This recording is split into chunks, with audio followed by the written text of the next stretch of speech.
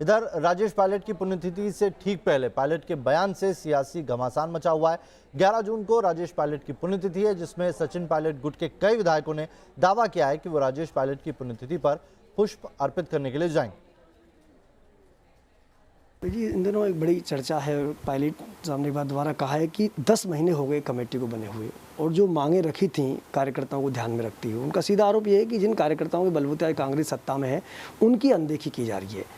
क्या मानते हैं? देखिए, ये तो मैं बार बार कह चुका हूँ। पायलट साहब ने कहा है, पायलट साहब ने यही कहा था कि पायलट साहब की जो सबसे बड़ी ताकत थी चुप्पी थी।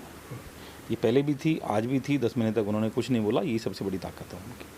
मजबूरी बस उनको बोलना पड़ा। सब लोग बोल रहे हैं, ये आम कार्यकर्ताओं को पीड़ा है जो उनके द्वारा कही गई है।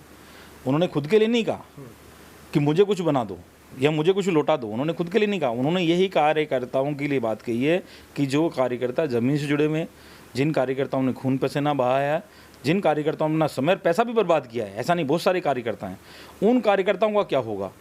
ये कहते आ रहे थे कि राजनीतिक नियुक्तियाँ नहीं हो रही हैं। आपके सामने हैं कितनी नियुक्तियाँ हो चुकी हैं, कितने लोग वहाँ पे अभी तक एडजस्टमेंट हो गए हैं। तो कौन लोग एडजस्टमेंट हुए हैं, इसको भी देखने की बात है। इसमें कार्यकर्ताओं का कहीं भी स्थान नहीं है। 1% 2% कोई कार्यकर्ता हो सकते हैं, लेकिन कार्यकर्ताओं के स्थान पर जिस तरह से अधिकारी नियुक्त की गई है वो बिल्कुल गलत की है। ये दो बातें हैं जी। एक तो इसमें पार्टी कार्यकर्ताओं की अनदेखी कर कहीं ना कहीं अधिकारियों को मौका दिया गया है। एक साथ ही इन दिनों ये भी चर्चा है कि जो मांग आपकी थी, आपके तमाम लोगों की मांग थी, चाहे पॉलिटिकल नियुक्तियों की बात हो, चाहे राजनीतिक नियुक्तियों की बात हो, या फिर कहीं भी जो आपकी मांगे थी, 10 माह बीत जाने के बाद उस पर अभी तक कोई विचार नहीं हुआ। आप पंजाब का उदाहरण साथ में दे रहे हैं कि पंजाब में तुरंत कमेटी बनी, उस पर एक्शन हुआ, उस पर कार्रवाई हुई। आपके 10 महीने बीत जाने के बाद भी नहीं हुआ है, तो इसके बाद भी धीरे धीरे नाराजगी बढ़ती जा रही है लोगों में। देखिए, तो मैंने पहले भी कहा था कि सभी कार्यकर्ता, चाहे विधायक हों चाहे दूसरे हों, मैंने कभी ये नहीं कहा कि मंत्रिमंडल बनाओ तो कोई पायलट ग्रुप के या हमको एडजस्टमेंट करो।